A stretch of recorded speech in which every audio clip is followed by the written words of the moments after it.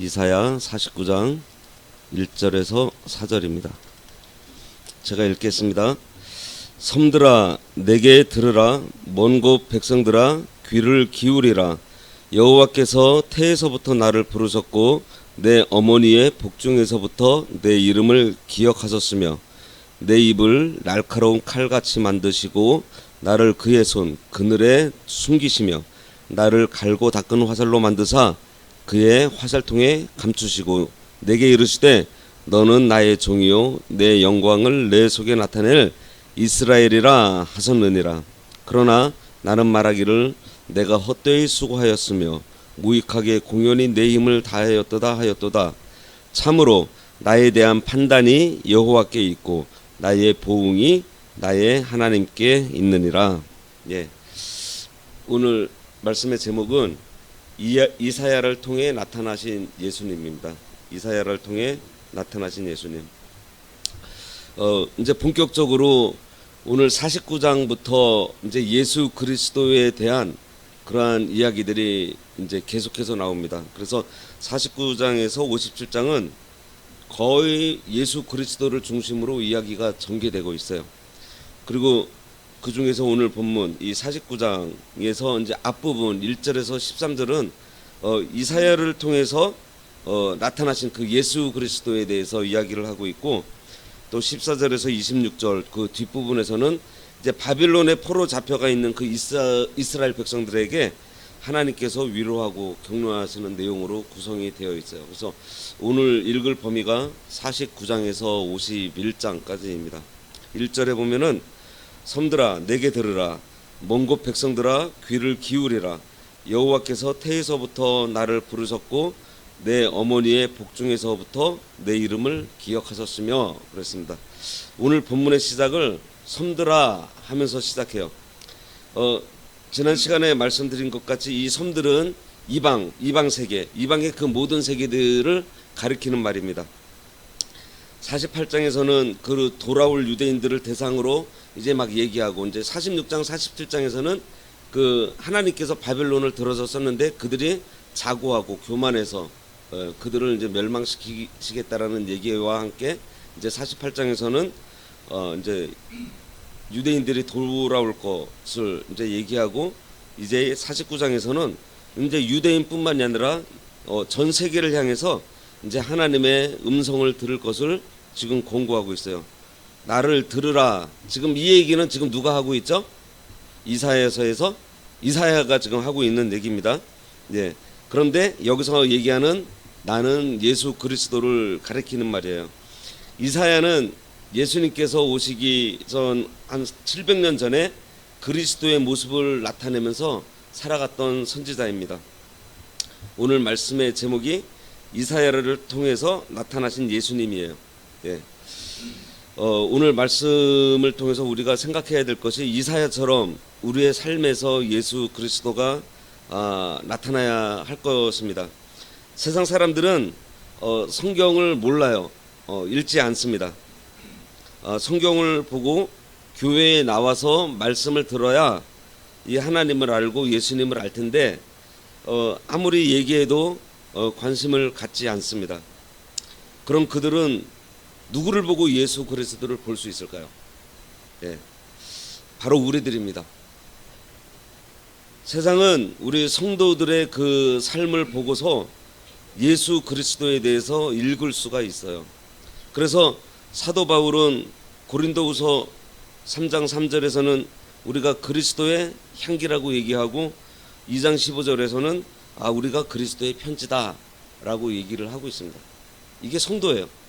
성도의 삶에서 나타나야 될 것이 오늘 본문에 나오는 이사야처럼 예수님이 드러나는 그런 삶을 살아야 합니다. 이사야가 12지파 중에서 어느 지파였는지 혹시 아세요? 유다 지파입니다. 유다 지파이면서 또 왕족이었어요. 그래서 이 왕궁에 자주 출입을 했습니다. 그러면서 이사야가 사역을 할 동안 몇 명의 왕이 거쳐갔냐면은 4명의 왕이 거쳐갑니다. 우시야 왕. 그래서 이사야가 우시야의 사촌이라는 얘기도 있어요. 그리고 요담 왕, 아하스 왕, 그리고 이제 이사야 말년에 히스기야 왕 해서 네 왕이 이제 지나가는데, 우시야 왕 같은 경우는 처음에 좀 선한 왕이었지만은 말년에 가서 그 월권을 하죠. 그 하나님께 분향을 제사장이 해야 되는데 자기가 하려다가 나병을 걸리는, 그러니까 말년이 좋지 않았던 그러한 왕이었습니다. 그리고 요담 왕은 악한 왕이었고, 아하스 왕은 뭐 말할 것도 없이 더 악한 왕이었죠. 이런 역사를 볼 때 이사야 선지사가 그 사역을 감당할 때에 굉장히 어려운 환경이었다라는 것을 알 수가 있습니다. 이사야 말년의 왕은 히스기야 왕, 그래서 분열 왕국 이후로 유월절을 처음 지켰던 그러한 왕이에요. 이렇게 네 왕이 바뀔 동안에 참 그 이사야가 은혜로운 소식, 구원의 소식, 사랑의 소식, 반가운 소식을 막 전했는데 이 유다 백성들이 듣지를 않습니다. 이사야서 처음 시작할 때 1장에서 뭐라고 하죠? 완전히 타락해서 너덜너덜해진 그 이스라엘의 상태를 막 얘기를 해주고 있어요. 그러면서 너희가 죄가 많아도 돌아올 수 있고, 돌아오면 어떻게 해주신다고 했어요? 너희의 죄가 주홍 같을지라도 눈과 같이 희어질 것이요, 진홍같이 붉을지라도 양털같이 희게 되리라 하면서 회개를 촉구하면서 다시 돌아올 것을 막 얘기를 합니다. 그런데 그 말씀을 듣고도 유다 백성들이 믿지 않아요. 돌아오지 않습니다. 그런데 그렇게 외치는데도 돌아오지 않는 그 유다 백성을 보면서 이사야는 실망하지 않아요. 예. 이사야는 지금 섬들을 향해서 외칩니다. 아까 섬은 뭐라고 그랬죠? 온 세상.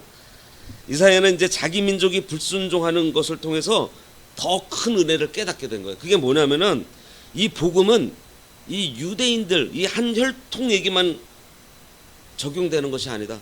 온 세계를 향한 이 광대한 복음, 이거를 이제 이사야는 깨달은 것입니다. 그래서 많은 학자들이 이 이사야서를 구약 속의 신약이라고 얘기를 해요. 여호와께서 태에서부터 나를 부르셨고 내 어머니의 복중에서부터 내 이름을 기억하셨으며, 예. 이 태에서부터 하나님께서 기억하신 분이 또 누가 있죠? 예수님. 하나님께서 이사야를 소명하시면서 태에 있는 이사야의 이름을 불러주셨어요. 이 사건은요, 예수님에게도 그대로 나타나요. 예수님께서 나시기도 전에 그 이름이 예수라 하라 하면서 마태복음 1장 21절에 말씀하십니다. 이렇게 이사야는요, 태어나면서 그 태어나는 그 모습 속에서부터 예수 그리스도의 모습이 나타나고 있어요. 이사야는 이 말씀을 통해서 지금 또 예수 그리스도의 탄생을 예언하고 있습니다. 태어난 모습마저 그 예수님과 그 닮았던 이사야는 자신의 소명이 너무나 확실했기 때문에 어떤 어려움에도 낙심하지 않고 꿋꿋하게 그 선지자의 길을 걸어갔어요. 예수님은 어떠셨어요?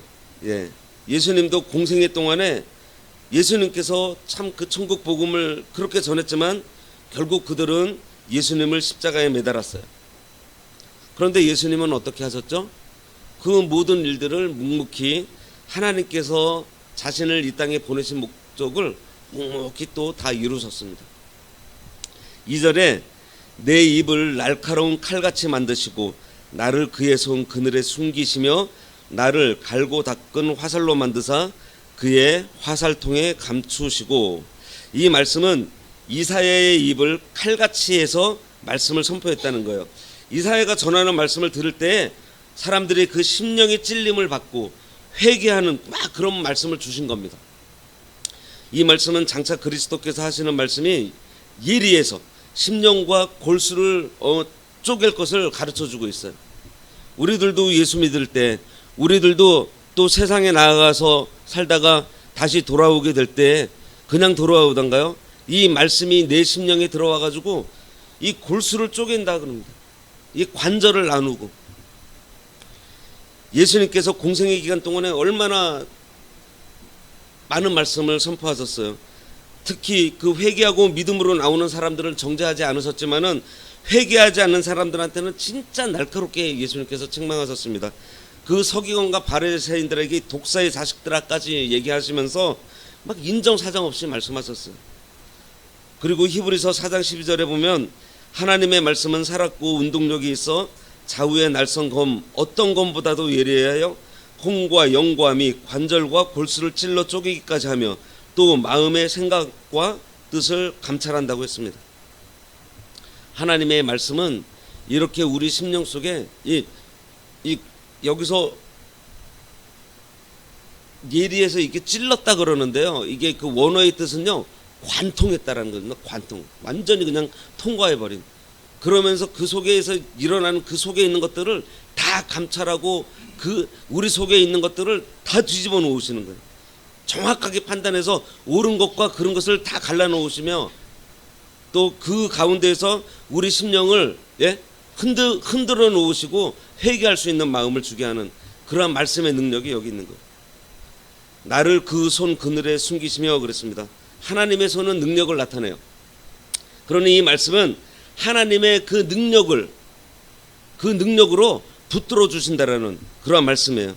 그리고 한편으로 이 말씀은요, 예수님께서 그리스도의 사역이 이 완성될 때까지 이 예수님을 그 악인의 손에서 하나님께서 지켜주실 것이고 그 복음을 하나님의 때가 차서 막 이 비밀로 숨겨주실 것을 의미해요. 마태복음 13장 11절에 보면요, 천국의 비밀을 아는 것이 너희에게는 허락되었으나 그들에게는 아니 되었다 그랬습니다.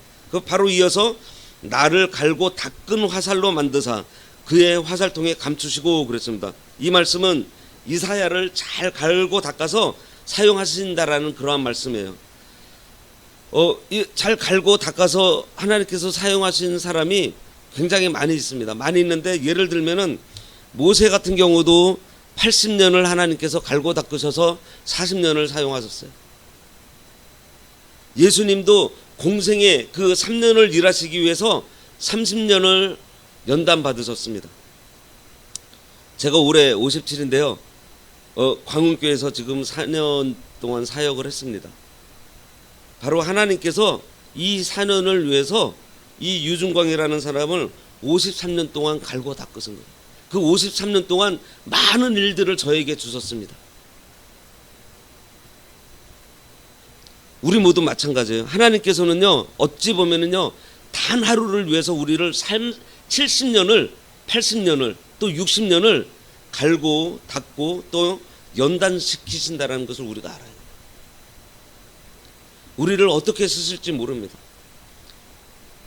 내가 지금 살아있다라는 것은요, 바로 지금까지 살아온 인생을 통해서 하나님께서 지금 갈고 닦고 계신다라는 거예요. 분명히 우리들에게 하나님께서 요구하시는 그러한 일들이 있고 분명히 그 일에 우리가 쓰임을 받게 될 것이라는 겁니다. 그리고 한편으로 이 갈고 닦은 이 화살 역시 하나님의 말씀을 가리켜요. 이 갈고 닦은 그 예리한 화살로 원수를 심판하실 것을 또 말씀하고 있어요. 시편 45편 5절에 이런 말씀이 있습니다. 왕의 화살은 날카로워 왕의 원수의 염통을 뚫으니 만민이 왕의 앞에 엎드러지는도다. 참, 이 말씀의 위력은 대단합니다.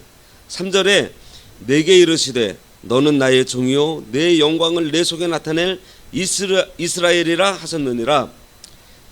이 말씀은 예수님의 직무에 대한 말씀이에요. 그리스도께서 이 땅에 오신 목적은 하나님의 명령에 절대 복종하는 종으로 오셔서 또 이 구속을 이루시고 하나님의 영광을 나타내기 위해서입니다. 내 영광을 내 속에 나타낼 이스라엘이라고 해서 이 이스라엘의 뜻 아시잖아요. 승리입니다. 예수님께서 이 땅에 하나님의 종으로 오셔서 그 구속사역을 감당할 때 하나님의 영광을 나타내고 또 반드시 승리하실 거라는 그러한 말씀이에요. 계시록 5장 5절에도 보면요, 장로 중에 한 사람이 내게 말하되 울지 말라. 유대 지파의 사자 다윗의 뿌리가 이겼으니 그 두루마리와 그 7인을 떼시리라 하더라. 이제 말세에 있을 그 환난 중에서 어떠한 위로의 말씀이죠? 이미 이겨놨어요. 예수님께서는 승리자이십니다. 우리 신앙생활은요, 막 마귀랑 싸워서 막 이기고 이러는 생활이 아니에요. 예수님께서 다 이겨 놓으신 것을 그냥 우리는 그대로 말씀대로 우리가 따라가면 되는 거예요. 그게 신앙생활이에요. 이미 우리는 다 이겨 놓으신 그 예수님을 그저 따라갈 뿐입니다. 4절 말씀에 그러나 나는 말하기를 내가 헛되이 수고하고였으며 무익하게 공연히 내 힘을 다하였다 하였도다. 참으로 나에 대한 판단이 여호와께 있고 나의 보응이 나의 하나님께 있다 그랬습니다. 이 말씀의 앞부분을 보면은 좀 실망스럽습니다. 이사야가 하나님의 소명을 받아서 갈고 닦아서 이제 예수님의 모습을 드러내면서 삶에도 불구하고 열매가 맺히지 않아요. 이사야는 대단한 선지자입니다. 예. 이사야가 앞에서 말씀드렸는데 이사야가 왕족이라고 그랬어요. 이사야는요 가만히만 앉아 있어도요 방백자리 하나 정도는 받아가지고 편하게 살 수 있었던 사람입니다. 하지만 사명을 받고 자기를 쳐가면서 일을 했지만 열매가 없어요. 이렇게 고생을 하는데 애를 쓰는데 전력을 다했는데 보이는 게 없습니다. 헛수고한 것 같고 얻은 것이 하나도 없어요. 그런데 그 뒷부분에 보면요 이사야는 실망하지 않아요. 뭐라고 하죠? 나에 대한 판단이 여호와께 있고, 이게 무슨 말씀이에요? 눈앞에 아무런 결과가 없어도 심은 대로 거두시는 하나님을 이사야는 믿고 있는 거죠. 그리고 나의 보응이 나의 하나님께 있다라고 말합니다. 이건 또 무슨 말이에요? 이것은 반드시 합력해서 선을 이루시는 하나님을 믿은 거예요. 내 눈앞에 내 현실에는 아무것도 이루어지고 뭔가 결과가 나타나지 않는데 이사야는 이거를 믿고 있는 거예요. 우리의 섬김, 우리의 봉사, 내가 하는 전도, 이게 뿌려져서요 사라지지 않습니다. 하나님의 때가 되면은 반드시 거두세요. 이 길을 누가 걸었어요? 예수님께서도 걸으셨잖아요. 오늘 우리는 지금 이사야를 통해서 예수님을 보고 있는 거예요. 예수님께서 진짜 열심히 증거하시고 병도 고쳐주시고 줄인 자도 먹여주시고 하실 때 많은 무리들이 따랐습니다. 그런데 예수님께서 고난당하실 때 어떻게 했어요? 다 떠났어요. 아니 오히려 예수님을 십자가에 못 박으라 못 박으라면서 외쳤습니다. 그 사랑하던 제자 베드로는 저주까지 하면서 떠났습니다. 그리스도께서 헛되게 수고한 것 같고 무익하게 수고한 것 같고 진짜 너무 억울하게 십자가에 못 박혀서 죽으신 것 같은데 하나님께서는 그 예수님을 신원해 주시고 또 역사해 주심으로 그 수고한 것이 헛되지 않고 하나님께서 지금도 계속해서 보응해 주고 계세요. 그 예수 그리스도의 구속 사역은요 지금도 계속해서 일어나고 있습니다. 저 아프리카 같은 데에서도 계속해서 일어나고 있어요. 지금 오늘 우리가 이사야의 이 삶에 나타나 있는 예수님을 보았습니다. 우리도 이 이사야 같이 이사야가 살아간 그 삶처럼 우리 삶에서 좀 예수님이 좀 나타나야 될 것 같습니다. 우리가 교회를 위해서 봉사하고 전도하고 뭐 열심을 내는데 열매가 보이지가 않아요. 뭐 열매가 안 보이는 것뿐만이 아니라 어떤 때에는 오해도 받을 때가 있습니다. 그러면은 그래요. 아 내가 지금 잘하고 있나 하는 생각이 들 수도 있고 헛수고하는 것 같고 그래서 낙심하거나 중단하는 경우가 많이 있습니다. 하지만 이사야처럼 하나님께서 나를 판단하심을 알고 그 수고가 헛되지 않다는 것을 믿으시기 바랍니다. 반드시 보응해 주시는 합력하여 선을 이루시는 하나님을 믿음으로 오늘 하루도 우리의 삶을 통해서 예수님을 나타내는 그러한 삶을 모두가 살아가시기를 바랍니다. 기도하겠습니다. 하나님 아버지, 태어나면서부터 예수 그리스도의 그 삶을 예수 그리스도를 나타내는 삶을 살았던 그 이사야의 고백, 나의 보응이 하나님께 있고 나에 대한 판단이 여호와께 있다라는 그 이사야의 고백이 우리들의 고백이 되어서 우리들 앞에 우리들의 수고와 우리들의 헌신이 열매가 보이지 않고